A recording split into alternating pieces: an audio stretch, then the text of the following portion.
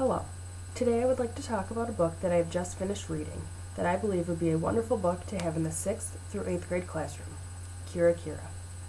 Kira Kira was written by Cynthia Katahoda, published in 2004, and was the 2005 winner of the Newbery Award. Kira Kira is told from the point of view of Katie, a young Japanese-American girl living in Iowa in the 1950s with her parents and her older sister and best friend Lynn. Kira Kira was the first word that Katie learned. Lynn taught it to her.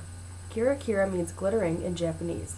Katie used Kira Kira to describe everything, even objects and items that were not Kira Kira. That was not the only thing that Lynn taught Katie. Lynn taught Katie everything that she thought she would need to know. Katie and Lynn's parents owned a small Oriental Foods grocery store in Iowa, but because there was barely any Oriental people in Iowa, the store eventually went out of business. Once that happened, Katie, Lynn, and their parents packed everything up and moved down to Georgia, where Katie and Lynn's uncle said he could get their parents a job in factories. The town Katie and her family moved to did not have many Japanese families at all, and the white people did not like the Japanese people much. They would not talk to them, and they barely looked at them.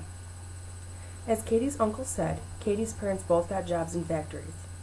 Their parents worked long hours, were not allowed to have a break to go to the bathroom, and once they got home from work, that is, if they even came home from work that day, they were very tired. Lynn took care of Katie while her parents were working.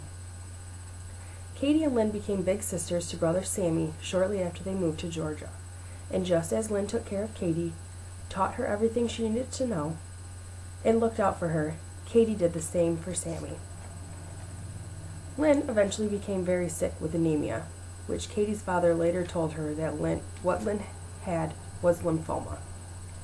Lynn was tired all the time and sometimes was too tired to go to school. When that happened, that worried Katie because Katie knew how much Lynn loved going to school. After Lynn became sick, it was now Katie's job to be the big sister and help out with that role that Lynn always was. Lynn's sickness took a heavy toll on the family. Katie's mom did not want to leave Lynn's side, and Katie's dad was always at the factory working to pay for Lynn's medical bills. In order to not give away the ending, you will have to read to see what happens with Katie and her family.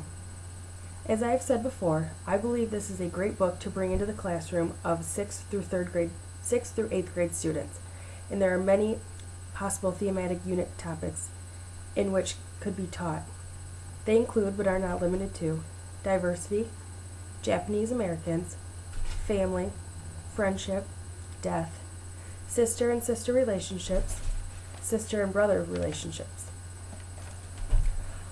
Also, some activities that could be used with this book are for the students to create a timeline of the events that have happened, and another activity could be that the students could compare and contrast Lynn and Katie. I hope you decide to incorporate Kira Kira into your classroom and that you enjoy Kira Kira as much as I did. Thank you.